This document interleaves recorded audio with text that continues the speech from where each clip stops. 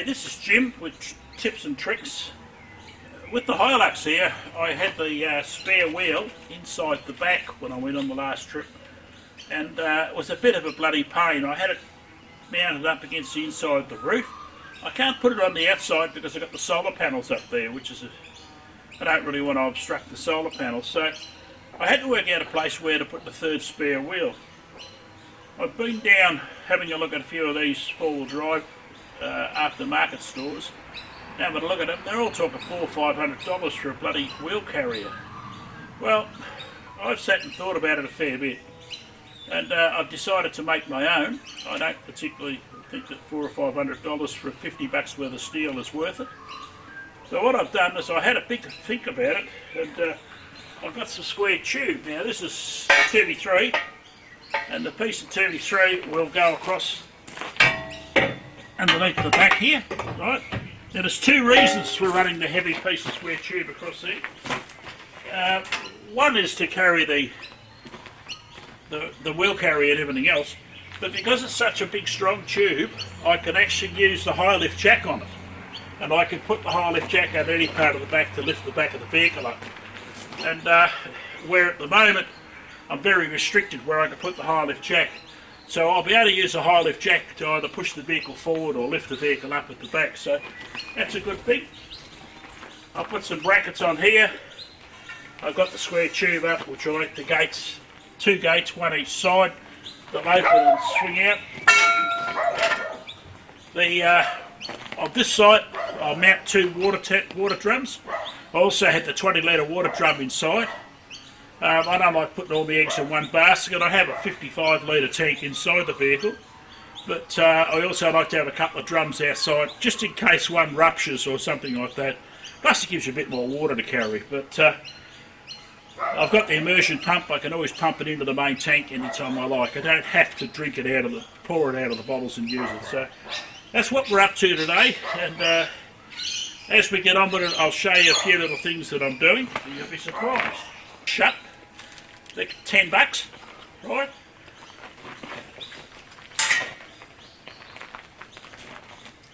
Two stainless steel bolts, half-inch bolts. They're a hell of a lot cheaper than $400 for something that I don't really want and it doesn't really meet my specifications. So I really have serious debates about the type of systems they build. I have a stainless steel bolt which will wear a lot better. As we go along I'll show you. Okay guys, we're about halfway now, and this is the underneath side of the rack. These parts here open up and shut with the wheels on it. This side will have the water tanks on it. I'll put a couple of water drums in the back there. Now if you're wondering what these bit of square tube underneath the base are for, very, very simple. When we're out in the desert, firewood's always hard to get. So I'm making up some little right angle pieces that just slide in there, the pin goes in there, they come out here, hold up there, and you can lay some firewood in them. When I'm not using them, these tubes here, which are the two tubes going under the tyre to go up, you'll be able to drop them down inside the tube and just put a pin on them and they'll stay there out of your way. So you'll always have them with you, but they'll be out of the way totally.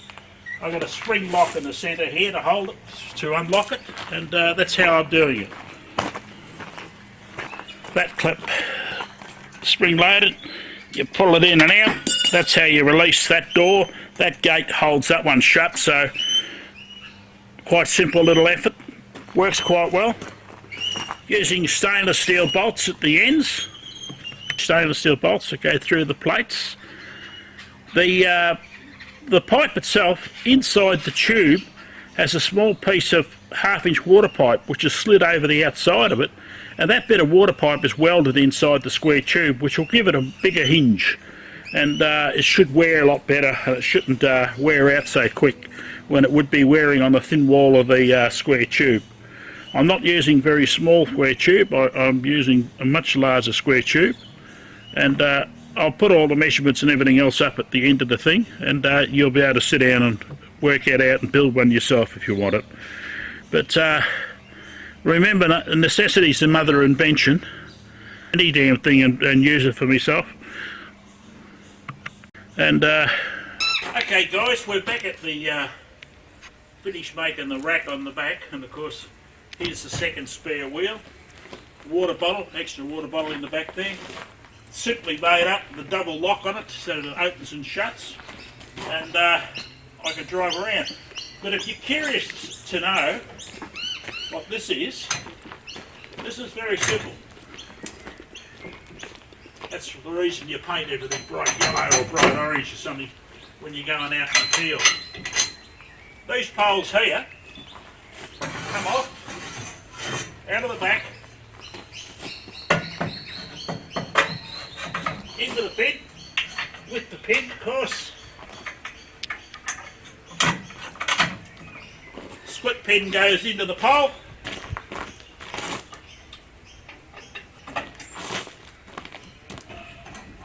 This piece comes out.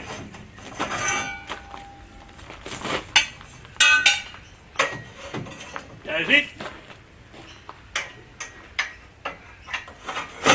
Put the pin through with the lock on it. Put the little split pins in, and away we go. We've actually got a little wood rack now. We can carry wood when we're out in the desert. One of the biggest problems in the desert is the lack of wood at a campsite. So with this little mechanism I can actually carry it out. Now if you're wondering why the bits are pipe, that's so that I can tie a bit of wire on them, a bit of rope on them, pull it together and stop it rattling, which drives you bloody mad. And I'm having an argument in my mind now whether I'm going to leave them bright yellow or white. But it's only used in the desert and it'll be a great use. And of course, to put it away, very simple.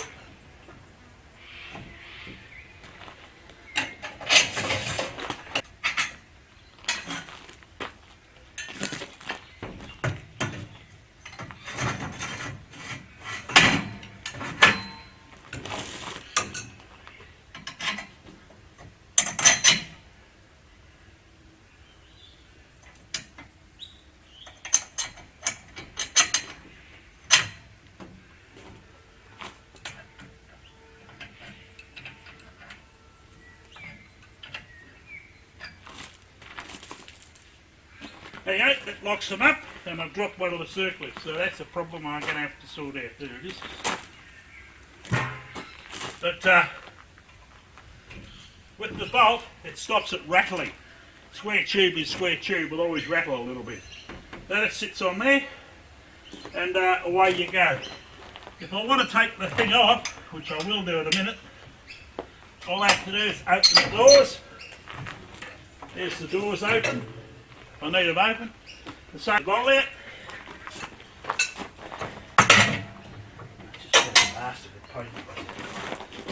Okay, that comes off.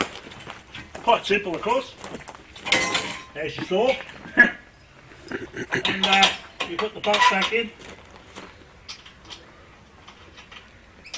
The main reason I put the bolt back in is so I can find the recipe. Okay, do the same on the other side. The spare wheel, I will be putting some sandboards on the back here as well. They'll be added onto the back. And it's only a matter of seconds to undo the spare wheel. The way I've set the spare wheel up, one of the biggest problems I find with the commercial racks is that when you lift the spare wheel on, you've actually got to hold the bloody thing in the position until you get the bolt in. I made it so I can just take it off like that. And there's a bracket. There's a bracket underneath it to hold the weight of the wheel. As you can see, I've still got to paint the rest of all this, but this works quite well. And it's a hell of a lot better than paying the $1,500 that the commercial mobs want for their wheel racks. And quite frankly, now that I've got the basic design together the way I want it for this vehicle, it would only take me probably 2 hours to make it, the most, and fit it. And on today's wages, that's not much more than $150 or something like that. The materials is probably about $100 worth. So to buy something like this for anything more than about $250 to $300 is a bloody fantasy. They're too greedy. Okay.